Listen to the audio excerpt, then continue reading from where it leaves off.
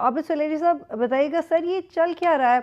कहाँ हम स्टक हैं? अब तो इसहाक डार ने ये भी कह दिया कि जियो पॉलिटिक्स का शिकार हो रहे हैं।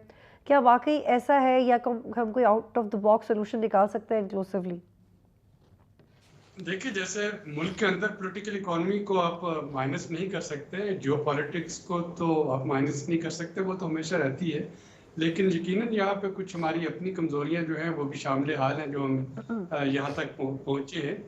पिछले पूरे साल की जो पॉलिटिकल इंस्टेबिलिटी थी, जिसकी वजह से दोस्त ममालिक के रोल ओवर टाइम पे नहीं हुए, जिसकी वजह से IMF जो है वो अपनी ट्रांचेस उसने रिलीज नहीं की, वो सारा कुछ तो चल रहा था। 9 मई के बाद जब ये एहसान है, 9 मई के बाद जब ये वाज़ेह होना शुरू हो गया कि PTI उस तरह से अब पॉलिटिकल अपोनेंट नहीं रह पाएगी, तो जाहिर है कि दोस्त ममालिक को भी थोड़ा सा ट्रस्ट आया और उनके साथ बातचीत जो है उसका सिलसिला जुड़ा, जो गार्बन प्लान भी है जिसकी तरफ डार साहब इशारा कर रहे हैं। लेकिन अब तक बहुत देर हो चुकी थी और ये जो बजट था, हुकूमत पाकिस्तान अपनी जगह दुरुस्त है ये कहने में कि ये नामे रिव्यू का हिस्सा नहीं था इसका बजट नंबर शेयर करना।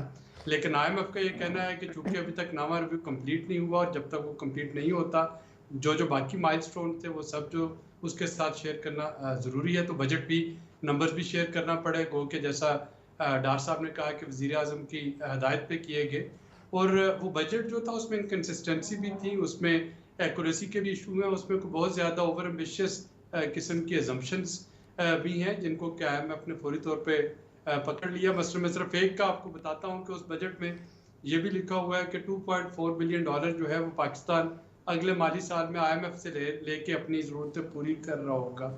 अब अगर आपका 30 जून वाला प्रोग्राम ही अभी मुकम्मल नहीं हुआ, उसकी 3 ट्रांचेस पड़ी हुई हैं, अगला प्रोग्राम जो है वो रीनिगोशिएट होगा, रीनिगोशिएट होने के बाद फिर देखा जाएगा कि वो किन शराइत पे उस पर IMF अपनी इमदाद जो है या बेल आउट ऑफर करता है। और आप अपने बजट में उसके नंबर डाल रहे हैं कि $2.4 बिलियन जो है वो IMF के आएंगे। फिर आप कहते हैं कि जी जो चाइना है वो अपनी रोल ओवर दुगने कर देगा। स्कूक बॉन्ड और यूरो बॉन्ड जो है उनके ज़रिए भी कोई $1.5 बिलियन आ रहा होगा। सऊदी अरब और UAE ये भी बिलतरतीब $2 बिलियन और $1 बिलियन जो है वो दे रहे होंगे नए रोल ओवर। तो इस तरह की जो अजम्पशन थी, IMF ने फौरी तौर पे उन अजम्पशंस पे एतराज़ लगाया और उन अजम्पशन की बुनियादों पे जो एक्सपेंडिचर रखे गए हैं IMF ने उस पर एतराज़ लगाया, और अब वो नंबर दुरुस्त करना बाकी है। अगर हुकूमत चाहेगी कि ये 30 जून से पहले नामा रिव्यू मुकम्मल हो तो उसको ये लाजमी करना पड़ेगा। ठीक है। अगर हुकूमत को ये ख्याल है कि अब IMF से नाउम्मीद हो जाना चाहिए, तो फिर ये प्रोग्राम बंद होगा और देखा जाएगा कि केयर टेकर या आने वाली जो अगली जी हुकूमत प्लीज़, आई है विल होल्ड यू हियर। जो ये कि यहाँ पे फिर एक और आपस नुक्ता। होगी, वो क्या करती है। जी जी।